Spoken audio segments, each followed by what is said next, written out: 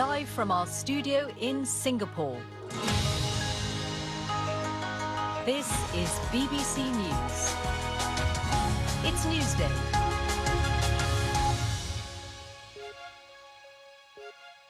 Hello and welcome to the programme. In the United States, in the last hour, President Biden has called for calm after 5 police officers were charged with the murder of Ty Nichols, a black man severely beaten after a traffic stop earlier this year. The officers in Memphis, Tennessee, who are all black, were fired last week after being accused of using excessive force. Their actions were caught on body cameras. That video will be released within the next 24 hours. Here's what the Memphis police chief and the district attorney had to say. This is not just a professional failing.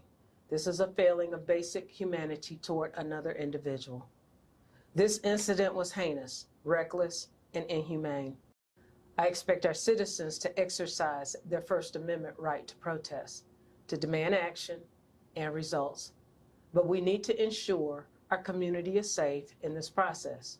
None of this is a calling card for inciting violence or destruction on our community or against our citizens. While each of the 5 individuals played a different role in the incident in question, the actions of all of them resulted in the death of Tyre Nichols, and they are all responsible. Well, Reverend Al Sharpton is a U.S. civil rights activist who is delivering the eulogy for Tyre Nichols at his funeral next week. He's been speaking with the BBC. I just got off the phone with the father, and he clearly is saying that there is no way to justify this behavior.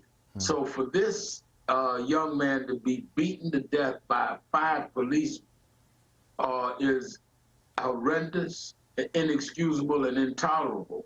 But even adding to that, these are 5 black cops. We fought to put blacks on the police force. And for them to act in such a brutal way is more egregious than I could tell you.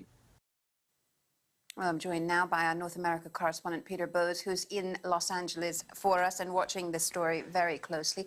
Strong words that we've heard from the police chief there, calling this a failing of basic humanity towards another individual. What's been the reaction so far? The broad reaction is, and we've just had a flavour of it really, people are using words like heinous and sickening and unbelievable. And we're hearing this from a number of different agencies, as you've been reporting, from the police force, from prosecutors and others, including President Biden, that there is a tremendous amount of shock at what happened. We've also heard from a lawyer representing 2 of the officers that have been charged, and the lawyer is saying that he urges the general public to reserve judgment until all of the facts are known in this case. Indeed, and just in terms of the facts of this case, Peter, if you could just talk us through the background and give us a sense of what happened at that time. Yes, Tyre Nichols, a 29-year-old black man, was stopped by the police. It was a traffic stop for reckless driving. There was apparently an initial confrontation. This was back on January the 7th, and he started to run away from the scene when he was caught up with by the officers, and that's when the alleged beating took place. And according to his family, they've seen the results of the autopsy report, the post-mortem examination, which they say justifies and supports their view that he was severely beaten at that point. He was also pepper sprayed and tasered as well. And events have moved very quickly, really, since then. Since earlier this month, the 5 officers were sacked, and as we have now learned, they've all been charged with second-degree murder. Indeed, Peter, and as we understand it, there's a video due to be released, isn't there, in the next 24 hours detailing what happened. President Biden has called for calm. What's the mood there like?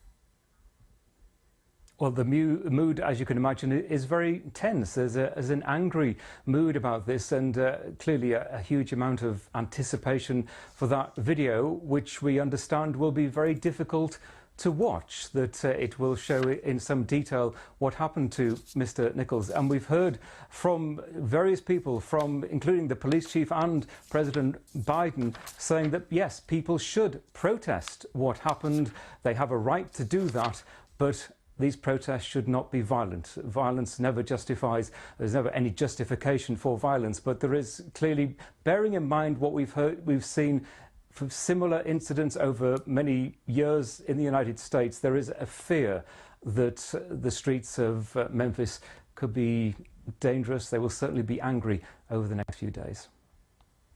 Yes, a lot of anger, a lot of emotion. Thank you for keeping us up to date on that story. Peter Bowes there in Los Angeles for us, and lots more on the BBC website, as always, of course, on that story. So do be sure to check out the latest developments on bbc.com/news. But now let's take you to North Korea, where